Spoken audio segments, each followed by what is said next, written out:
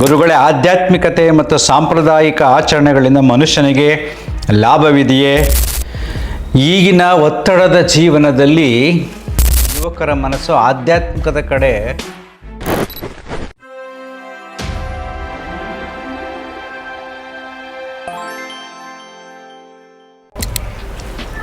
ನಮಸ್ಕಾರ ಸ್ನೇಹಿತರೆ, ನಮ್ಮ ಆ್ಯಪಲ್ ಲೈಫ್ ಯೂಟ್ಯೂಬ್ ಚಾನಲ್ ಪ್ರಶ್ನೆ ಕೇಳಿದ್ದಾರೆ. ಗುರುಗಳೇ, ಆಧ್ಯಾತ್ಮಿಕತೆ ಮತ್ತು ಸಾಂಪ್ರದಾಯಿಕ ಆಚರಣೆಗಳಿಂದ ಮನುಷ್ಯನಿಗೆ ಲಾಭವಿದೆಯೇ? ದಯವಿಟ್ಟು ಈ ಬಗ್ಗೆ ವಿಡಿಯೋ ಮಾಡಿ ಅಂತ ಕೇಳಿದ್ದಾರೆ. ಆ್ಯಕ್ಚುಲಿ ಇದು ತುಂಬ ಒಳ್ಳೆಯ ಪ್ರಶ್ನೆ. ಈಗಿನ ಒತ್ತಡದ ಜೀವನದಲ್ಲಿ ತುಂಬ ಜನರ ಯುವಕರ ಮನಸ್ಸು ಆಧ್ಯಾತ್ಮಿಕದ ಕಡೆ ವಾಲ್ತಾ ಇದೆ. ಒತ್ತಡವನ್ನು ನಿಭಾಯಿಸಲು ಕೆಲವಾರು ಆಶ್ರಮಗಳ ಮೇಲೆ ಡಿಪೆಂಡ್ ಆಗ್ತಾ ಇದ್ದಾರೆ. ಈಗ ಮೊದಲು ಸರಳವಾಗಿ ಅರ್ಥ ಮಾಡ್ಕೊಳ್ಳೋಣ, ಆಧ್ಯಾತ್ಮಿಕತೆ ಅಂದರೆ ಏನು ಅಂತ. ಕೆಲವರ ದೃಷ್ಟಿಕೋನದಲ್ಲಿ ಆಧ್ಯಾತ್ಮಿಕತೆ ಮೌಢ್ಯವಾಗಿದೆ, ನಂಬಿಕೆ ಮೇಲೆ ಡಿಪೆಂಡ್ ಆಗಿದೆ,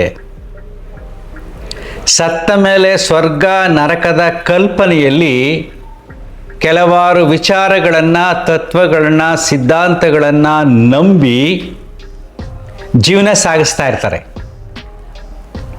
ಸತ್ತ ಮೇಲೆ ಸ್ವರ್ಗ ಸಿಗುತ್ತೆ ಅಂತ ಜನ್ಮ ಪುನರ್ಜನ್ಮಗಳ ನಂಬಿಕೆ ಮೇಲೆ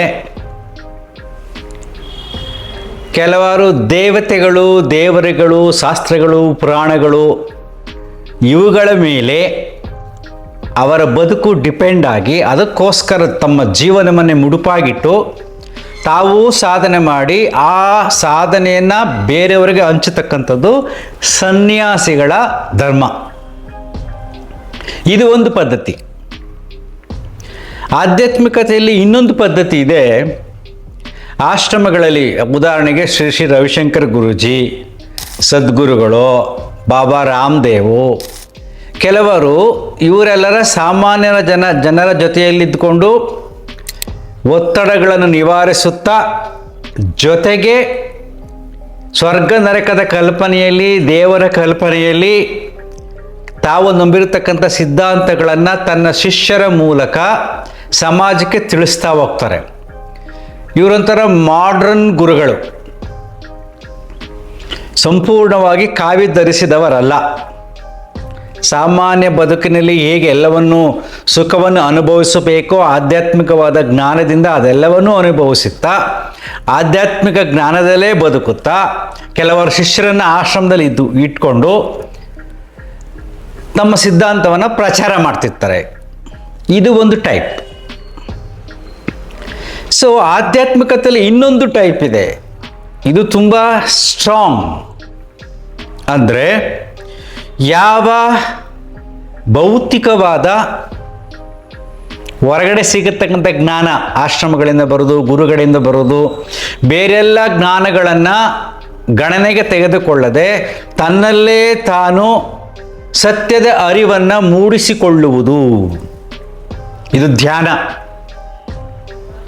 ಎಲ್ಲ ಜ್ಞಾನವನ್ನು ನೋಡಿ, ಸೃಷ್ಟಿಯನ್ನು ನೋಡಿ, ಎಲ್ಲದರಿಂದ ವಿಚಾರಗಳನ್ನು ತಿಳ್ಕೊಂಡು ಎಲ್ಲವನ್ನು ಬಿಟ್ಟು ಮನಸ್ಸನ್ನು ಖಾಲಿ ಮಾಡಿ ತನ್ನಲ್ಲೇ ಒಂದು ಅದ್ಭುತವಾದ ಜ್ಞಾನವನ್ನು ಪಡೆದು ಸಾಧ್ಯವಾದರೆ ಬೇರೆಯವ್ರಿಗೆ ಹೇಳಿ ಆನಂದವಾಗಿರೋದು. ಫಾರ್ ಎಕ್ಸಾಂಪಲ್ ಸಿದ್ದೇಶ್ವರ ಸ್ವಾಮೀಜಿಗಳು ಆ ರೀತಿ. ಓಶೋರವರೆಲ್ಲ ಸ್ವಲ್ಪ ಅಡ್ವಾನ್ಸ್ಡ್ ಅವರು. ರವಿಶಂಕರ್ ಗುರೂಜಿ ಆ ಥರ. ಅವರು ಸರಳವಾಗಿರ್ತಾರೆ, ಯಾವುದ್ರ ಮೇಲೂ ಡಿಪೆಂಡ್ ಆಗಿರಲ್ಲ. ಅವರ ಅಂತರಾಳದಲ್ಲಿ ಸ್ವರ್ಗ ನರಕದ ಕಲ್ಪನೆಯೂ ಇರುವುದಿಲ್ಲ. ವಾಸ್ತವದಲ್ಲಿ ಹೇಗಿರ್ಬೇಕು, ನಾನು ಸಮಾಜದಲ್ಲಿ ಇದ್ದುಕೊಂಡು ಪ್ರತಿನಿತ್ಯ ಧ್ಯಾನ ಮಾಡ್ತಾ ಸರಳವಾಗಿ ಯಾವುದೇ ಆಚರಣೆಗಳ ಮೇಲೆ ಡಿಪೆಂಡ್ ಆಗದೆ, ಅವಲಂಬಿತವಾಗದೆ ತನ್ನಲ್ಲಿ ತಾನಿರತಕ್ಕಂಥ ಒಂದು ಅದ್ಭುತವಾದ ಸಾಧನೆ, ಇಟ್ಸ್ ಅಲ್ಟಿಮೇಟ್. ಅದು ಒಂದು ಆಧ್ಯಾತ್ಮಿಕ ಸಾಧನೆ ಅಂತ ಕರಿತೀವಿ. ಇನ್ನೊಂದು ಸಾಂಪ್ರದಾಯಿಕ ಆಚರಣೆಗಳು ಬೇಕೇ ಅಂತ. ಈಗಿನ ಕಾಲಘಟ್ಟದಲ್ಲಿ ಎಲ್ಲ ಮಕ್ಕಳಿಗೂ ಮತ್ತು ಸಂಸಾರಸ್ಥರಿಗೂ, ನಾವು ಎಲ್ಲಿ ಸಂಬಂಧಗಳಲ್ಲಿ ಸಂಸಾರದಲ್ಲಿ ಇರ್ತೀವೋ ಅವರಿಗೆಲ್ಲರಿಗೂ ಸಾಂಪ್ರದಾಯಿಕ ಆಚರಣೆಗಳು ಮನೋರಂಜನೆ ಕೊಡ್ತವೆ, ಜೊತೆಗೆ ಮನಸ್ಸಿಗೆ ವಿಶ್ರಾಂತಿಯನ್ನು ಕೊಡ್ತವೆ, ಜೊತೆಗೆ ಟೈಮ್ ಪಾಸ್ ಅಂತ ಕರಿತೀವಿ. ಸೊ ಈಗ ಎಲ್ಲೋದು ಸಿನಿಮಾಗೆ ಹೋಗ್ತೀವಪ್ಪ, ಅಲ್ಲಿ ಖುಷಿಯಾಗಿ 1-2 ಗಂಟೆ ಇದ್ದು ಬರ್ತೀವಿ, ಒಂದು ಪಾರ್ಟಿಗೆ ಹೋಗ್ತೀವಿ, ಇದ್ದು ಬರ್ತೀವಿ.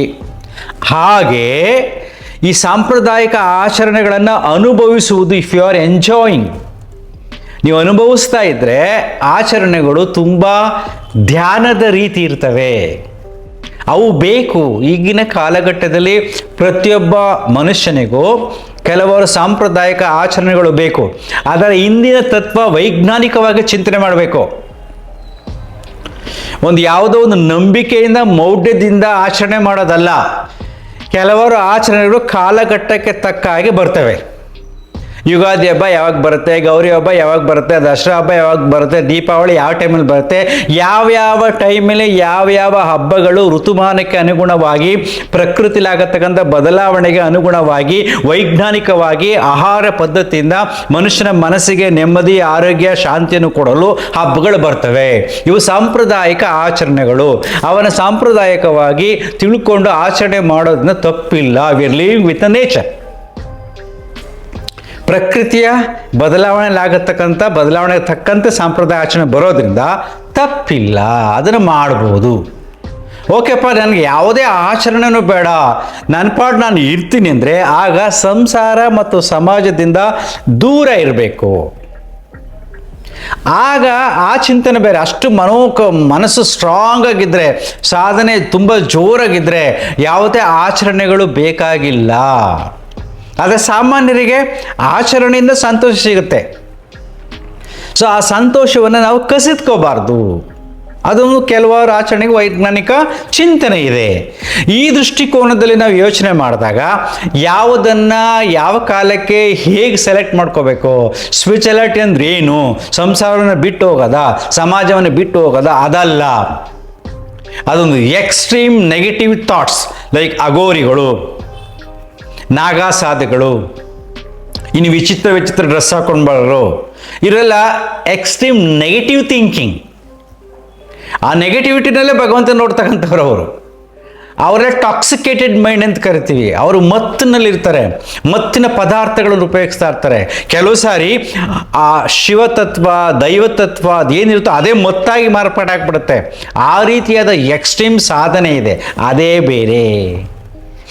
ಹೀಗೆ ನಿಮ್ಮ ಬದುಕಿಗೆ ಯಾವುದು ನಿಮಗೆ ಸೂಟ್ ಆಗುತ್ತೋ ಅದನ್ನು ಸರಳವಾಗಿ, ಸಹಜವಾಗಿ ಪರಿಪಾಲನೆ ಮಾಡುತ್ತಾ, ಅಭ್ಯಾಸ ಮಾಡ್ತಾ ಆನಂದವನ್ನು ಪಡಿತಕ್ಕಂಥ ಕಲೆಯನ್ನು ನೀವು ಕಲಿಬೇಕು. ನಿಮಗೆ ಯಾವ ದಾರಿ ಸೆಟ್ ಆಗುತ್ತೆ ಅಂತ. ಸೊ ಇನ್ನು ಮುಖ್ಯವಾಗಿ ಒಂದೇ ಒಂದು ಹೇಳ್ತೀನಿ, ಇದನ್ನು ತುಂಬ ನೆನ್ಪಿಟ್ಕೊಳ್ಳಿ. ಯಾವುದನ್ನಾರ ಮಾಡಿ, ಏನಾದರೂ ಮಾಡಿ, ನಿಮ್ಮ ಮನಸ್ಸು, ನಿಮ್ಮ ದೇಹ ಆರೋಗ್ಯವಾಗಿರಬೇಕು, ಬೇರೆಯವರಿಗೆ ತೊಂದರೆ ಕೊಡದೆ. ಇದು ತುಂಬ ಮುಖ್ಯ. ನಿಮ್ಮ ಮನಸ್ಥಿತಿನೂ ಹಾಳು ಮಾಡ್ಕೋಬಾರ್ದು, ನಿಮ್ಮ ದೇಹ ಸ್ಥಿತಿನೂ ಹಾಳು ಮಾಡ್ಕೋಬಾರ್ದು. ನಿಮ್ಮನ್ನು ಡಿಪೆಂಡ್ ಆಗಿರ್ತಾರಲ್ಲ, ನೀವು ಎಲ್ಲಿಂದ ಬಂದಿರ್ತೀರ, ಸಂಸಾರ, ಆ ಕುಟುಂಬಕ್ಕೂ ತೊಂದರೆ ಆಗಬಾರ್ದು. ಇದನ್ನು ನೋಡಿಕೊಂಡು ನೀವು ಸಾಧನೆ ಮಾಡ್ತಾ ಹೋದರೆ ಯಾವುದೂ ತಪ್ಪಿಲ್ಲ. ಸೊ ಎಕ್ಸ್ಟ್ರೀಮ್ಗೆ ಹೋದಾಗ ಸಮಸ್ಯೆಗಳಾಗುತ್ತೆ. ಎಷ್ಟೋ ಜನ ನನಗೆ ಫೋನ್ ಮಾಡ್ತಾರೆ, ಆಧ್ಯಾತ್ಮಿಕದ ಹೆಸರಿನಲ್ಲಿ ಕೆಲವರ ಆಶ್ರಮಗಳಿಗೆ ಹೋಗಿ ಮಾನಸಿಕ ರೋಗಿಗಳಾಗ್ತಾ ಇರ್ತಾರೆ. ಕೆಲವು ಜೀವನದಲ್ಲಿ ಏನೋ ಒಂದು ಸಾಧನೆ ಮಾಡೋಕ್ಕಾಗದೇ ಇದ್ದಾಗ, ನಿರಾಶೆ ಆದಾಗ, ಸೊ ಆವಾಗ ಆಧ್ಯಾತ್ಮದ ಕಡೆ ಹೋಗ್ತಾರೆ. ಇದೆಲ್ಲ ಆಧ್ಯಾತ್ಮಿಕತೆನ ಸರಿಯಾಗಿ ತಿಳ್ಕೊಂಡು ಹೋಗೋದು ಬೇರೆ. ನೋವಿನ ಮರೆಯೋಕ್ಕೋಸ್ಕರವಾಗಿ, ಪರಿಸ್ಥಿತಿನ ತಪ್ಪಿಸ್ಕೊಳ್ಳೋಕ್ಕೋಸ್ಕರವಾಗಿ, ಜವಾಬ್ದಾರಿಯಿಂದ, ಕೆಲವಾರು ಸಮಸ್ಯೆಗಳಿಂದ, ಸಂಬಂಧಗಳಿಂದ ತಪ್ಪಿಸ್ಕೊಳ್ಳೋಕೆ ಆಶ್ರಮಗಳಿಗೆ ಹೋಗಿ ಸಾಧನೆ ಮಾಡ್ತಾರಲ್ಲ, ಅದೇ ಬೇರೆ. ಎಷ್ಟೋ ಜನ ಮಾನಸಿಕ ರೋಗಿಗಳಾಗ್ಬಿಡ್ತಾರೆ. ತುಂಬ ಜನ ಈಗ ಆಗೋಗ್ತಾರೆ. ತುಂಬ ಜನ ಯುವಕರು ಒತ್ತಡದಿಂದ ಬದುಕನ್ನು ನಿಭಾಯಿಸಲಾಗದೆ ಆಧ್ಯಾತ್ಮಿಕತೆಯಿಂದ ವಾಲ್ತಾ ಇದ್ದಾರೆ. ಯಾವುದೋ ಆಶ್ರಮಕ್ಕೆ ಹೋಗ್ತೀನಿ, ನಾನು ಪ್ರವಚನ ಕಲಿತಾ ಇದ್ದೀನಿ, ಅಲ್ಲಿ ಸೇವೆ ಮಾಡ್ತಾ ಇದ್ದೀನಿ, ಕೆಲಸನೂ ಮಾಡ್ತಾ ಇದ್ದೀನಿ, ನನಗೆ ಸಂಸಾರ ಬೇಡ, ನನಗೆ ಯಾಕೆ ಹೆಂಡತಿ ಮಕ್ಕಳು ಬೇಕು, ಈ ಪ್ರಪಂಚ ಒಂದು ಮಾಯೆ, ಈ ರೀತಿಯೆಲ್ಲ ಮಾತಾಡೋಕ್ಕೆ ಸ್ಟಾರ್ಟ್ ಮಾಡ್ತಾರೆ. ಅದರಲ್ಲಿ ಮಾನಸಿಕ ಅಸಮತೋಲನ ಉಂಟಾಗುತ್ತೆ.